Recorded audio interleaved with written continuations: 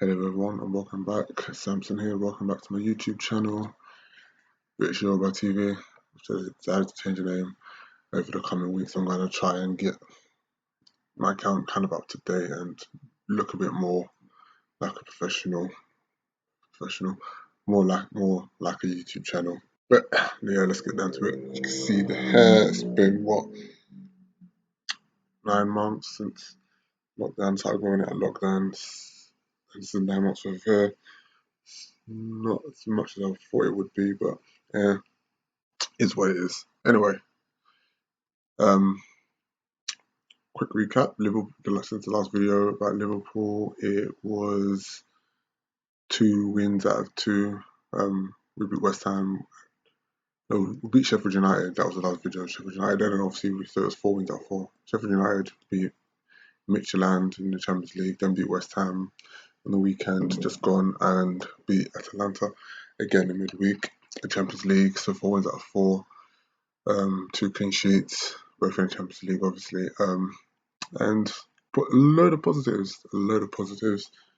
But I'm just going to just go into the big game of the season. Well, the biggest game so far for us in the season.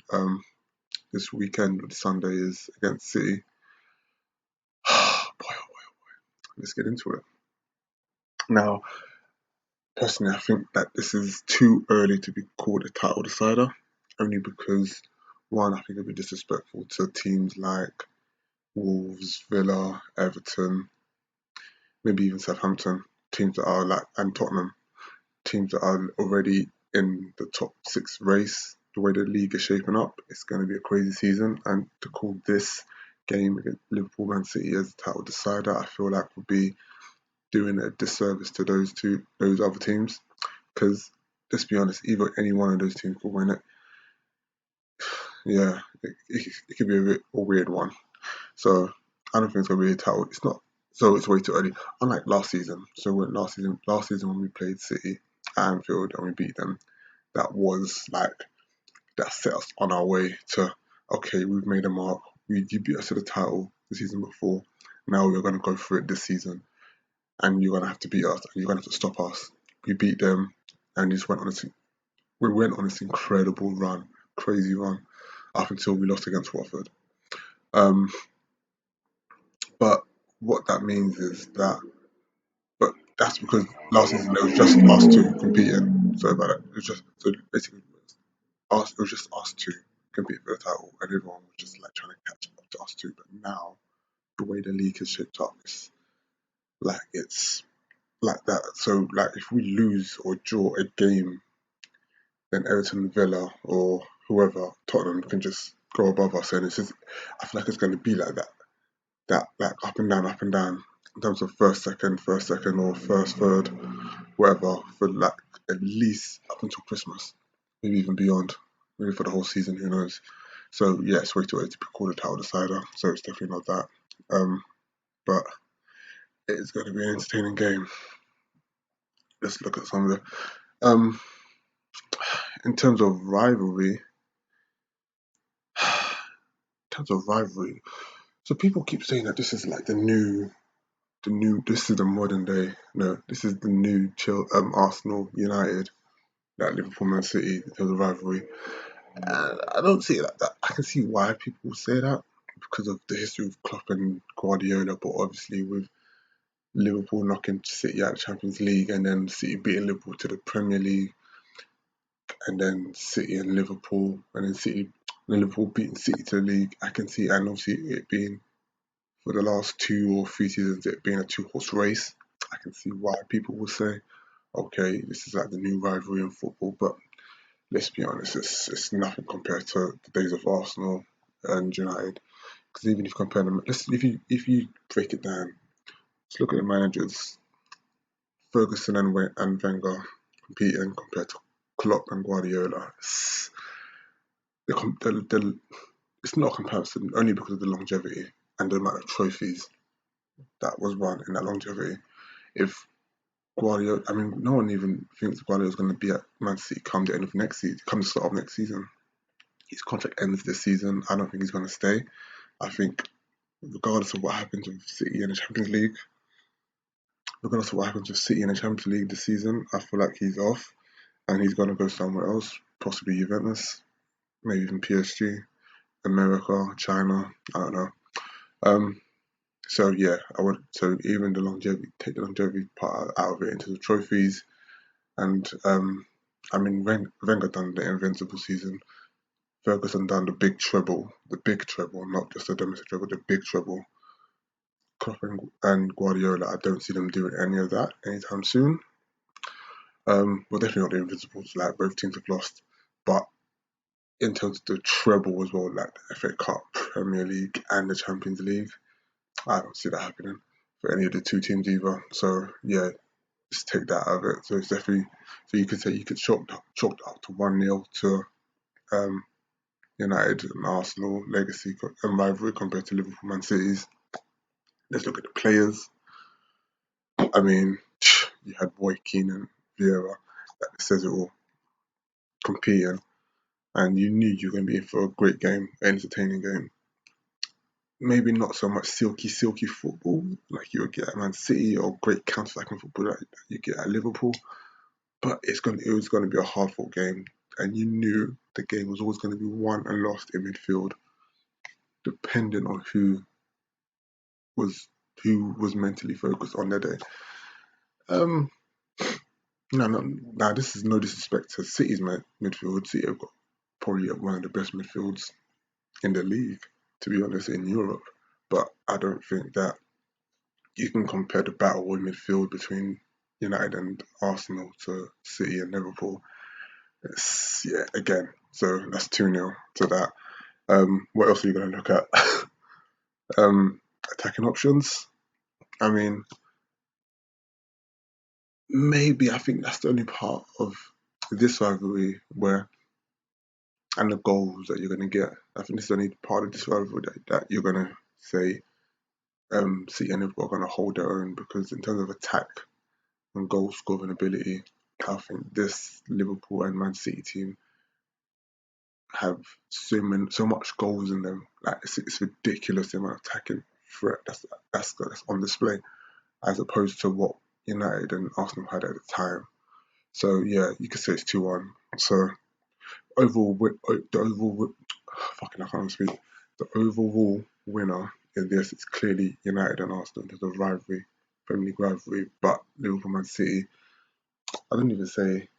Look, let's put it like this: Liverpool's biggest rivals in Premier League history, and will always be United and Everton.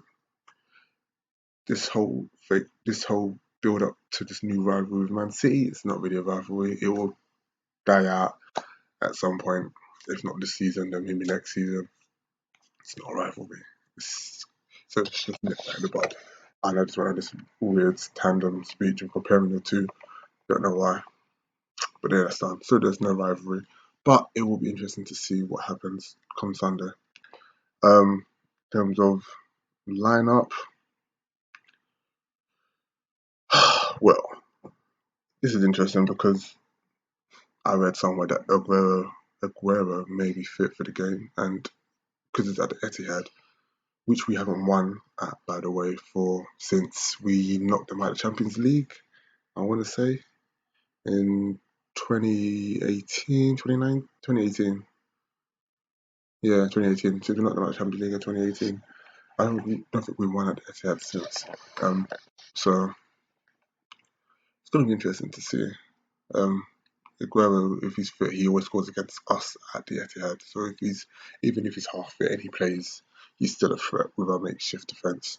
I think they got Jesus back as well. I've never really been too worried about Jesus. He's good, but he's not Aguero good. So I've never been too worried about him.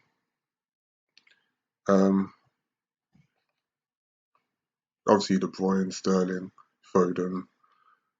Again, the new kid, um, Torres that they've got. I don't know too much about him, to be honest. I've not watched much of Man City this season, so I don't know how good he is, how shit he is. Again, yeah, they also got Mahrez. Like it's nuts. It's nuts. So I really don't know. Um, and it's at the head-to-head. It's going to be with our makeshift defence. I think that the thing I'm worried about is our makeshift defence. You can say, yeah, we done well against Atalanta, we done well against Ajax, Midtjylland, and Champions League, kept clean sheets. That's cool. But we also conceded silly and stupid goals to Sheffield United, Bournemouth. Who else did we play after Everton? No, at Everton. Who else did we play after Everton? I think it was those two. It's only been 3 games since. Fucking hell. But we conceded silly goals is what I'm trying to say. So, and this against like bang average at best attackers. Going against world class attackers, elite attackers, it's going to be another step. And I just hope that Matip is at least fit enough to play because as much as Nat Phillips done well against West Ham, if Antonio was playing, it would have been a different story. Let's just be honest. Halle is shit. West Ham fans don't even like him. He hasn't scored a single goal or he hasn't scored since I don't even know when. He's been at West Ham for 2, maybe 3 seasons. He's barely got 5 goals to his name. So he was never going to score. But if Antonio was playing, it would have been a different story. He would have bullied Nat Phillips and Joe Gomez off the pitch, and it would have been, I think, a completely different game. So yeah, um, those two, or so seeing those two go up against potentially going up against Aguero, Sterling, De Bruyne, Mahrez. Again, I'm not optimistic about that, but fingers crossed. At least if Matip's fit and Fabinho's fit enough to play, then it can help. Hopefully, we see Thiago in this game because I think this is one of the games where Thiago's excellence will shine. I think it will shine him. It will. It will just ooze class in that midfield. Um, and then it comes down to the attackers, where people want to see Jota start again. I do, but also I would like to see him. I love to see him come off the bench and make it. He's a really good impact player, but he's also good at starting, as proven against Atalanta midweek. So this is the decision that Klopp has to make because he can play him again with Firmino. He played the front three with Jota as a four, with Firmino dropping deep and Jota playing as the main striker, or Salah as the striker, Mane on the right, Jota on the left. Either way, it could work. It's just a matter of getting the midfield balance and attack right because going up against City, you're going to need everyone on the game. Everyone has to be on the game. If you're not on job, you're going to get slaughtered, as was proven when we played Man City last season and we got beat 4-0 because we got hungover from partying. Which I don't blame the players, let's be honest. First trophy, first league title in 30 years, I would have got two. Um, but yeah, this is going to be interesting. It's going to be, I can't wait to watch it. Let me know what you guys think. The score predictions. I haven't even done mine, but I am going to say 2-2. I think it's going to be 2-2. I'm always on the score predictions because, boy, I've not seen a lot of these score predictions. I've not seen a lot of these scores coming. So I'm going to play it safe, play it safe 2-2. Hopefully 3-2 Liverpool. Jota last minute. Shaqiri assist again. Come on, lightning strikes more than once. So yeah, let's go for that. But yeah, let me know what you think. Don't forget to share, like, comment, subscribe. Um, please subscribe, and it's so beneficial for you if you subscribe and you just get the alerts on your phone when the video gets uploaded. Don't forget to follow me on my Instagram, British Yoruba 88, and also on Twitter, British Yoruba.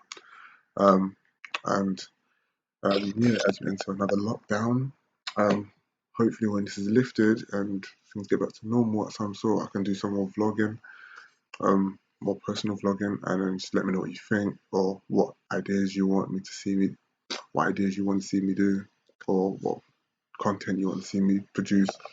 And also, if you want to see me collaborate with anyone, just let me know if you want to collaborate. Again, just let me know. I am more than open to do any collaboration. Content creators, we've got to sit together, especially during this lockdown pandemic, because people are going to be relying on us to feed them content. You know what I mean? Creators create. You know that. Anyway, I'm out. Peace.